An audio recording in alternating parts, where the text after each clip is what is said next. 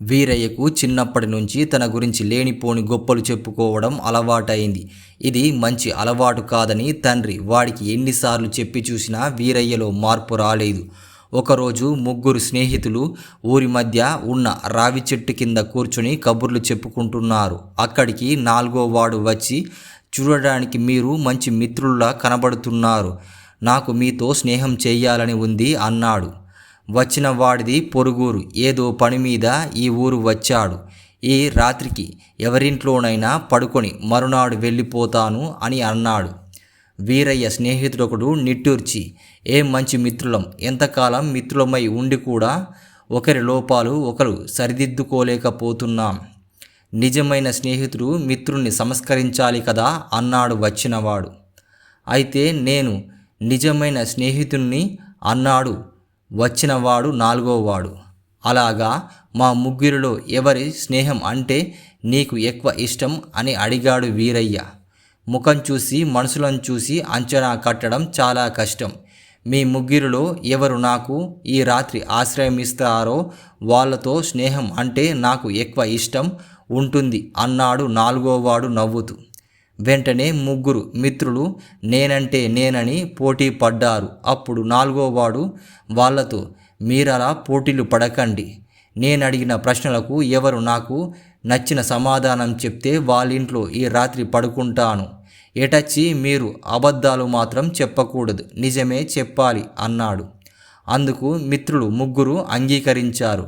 డబ్బు గురించి మీ అభిప్రాయం చెప్పండి అన్నాడు 4వ వాడు. ఈ ప్రపంచమంతా డబ్బుతోనే నడుస్తుంది. నాకు డబ్బంటే ప్రాణం. లక్షలు లక్షలు ఆర్జించాలని ఉంటుంది. కానీ నేను పేదవాణ్ణి అన్నాడు వీరయ్య స్నేహితుడు ఒకడు.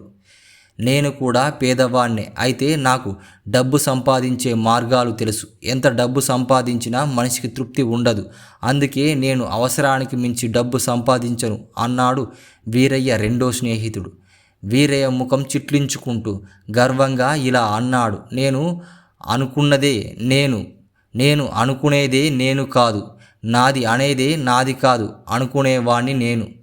అదృష్టం కలిసి వచ్చి డబ్బు చేరిన మనిషి అహంకారం కొద్దీ అది తమ సంపాదించుకున్నది అనుకుంటారు. నాకు చాలా డబ్బుంది, అయితే డబ్బు మీద మమకారం లేదు, అది నాది అన్న భావం కూడా లేదు అన్నాడు.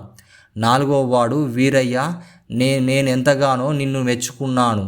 అందరిలో నీ అభిప్రాయమే ఎంతో ఉన్నతంగా ఉంది. నేను నీతో స్నేహం కోరుకుంటున్నా అన్నాడు 4వ వాడు వీరయ్యతో. మా మాటలకు వీరయ్య పరవశుడైపోయాడు. మా అభిప్రాయం చెప్పాం, అసలింతకు డబ్బు గురించి నీ అభిప్రాయమేమిటి అని అడిగారు ముగ్గురు స్నేహితులు 4వ వాడిని. అది నీకు నేను రేపు చెప్తాను అన్నాడు 4వ వాడు. వీరయ్య వాణ్ణి తన ఇంటికి తీసుకుని పోయి ఇల్లంతా చూపించి సకల మర్యాదలు చేసి రాత్రికి మంచి భోజనం పెట్టి సుఖ నిద్రకు చక్కని పడక ఏర్పాటు చేశాడు. వీరయ్య 4వ వాడికి ఒక గది చూయించి అందులో పడుకోమన్నాడు. తెల్లవారి లేచి చూస్తే వీరయ్యకు గదిలో 4వ వాడు కనిపించలేదు. తనకంటే ముందే లేచి పెరట్లో బావి దగ్గర స్నానం చేస్తున్నాడేమో అని వీరయ్య అక్కడికి వెళ్ళి చూశాడు. తర్వాత ఇంట్లో అందరినీ అడిగాడు. ఎవరు వాణ్ణి చూడలేదన్నారు. అంటే 4వ వాడు ఎప్పుడో ఒక రాత్రి వేళ లేచి తనకు చెప్పకుండా వెళ్ళిపోయాడన్నమాట. ఈ అనుమానం రాగానే వీరయ్య గుండె గుబేల్మంది.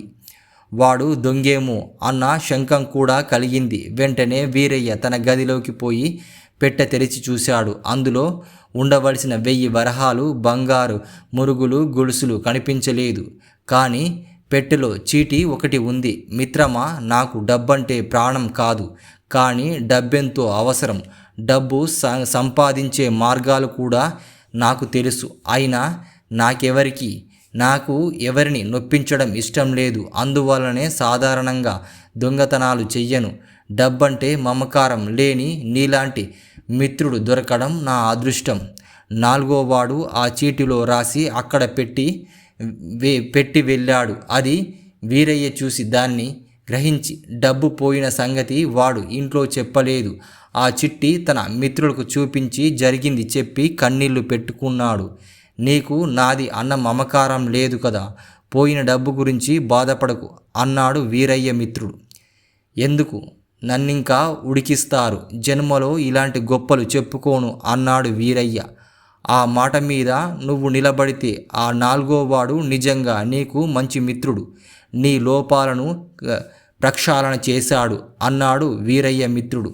మిత్రుడి మాటలతో సంతోషించాలో దుఃఖపడాలో వీరయ్యకు అర్థం కాలేదు.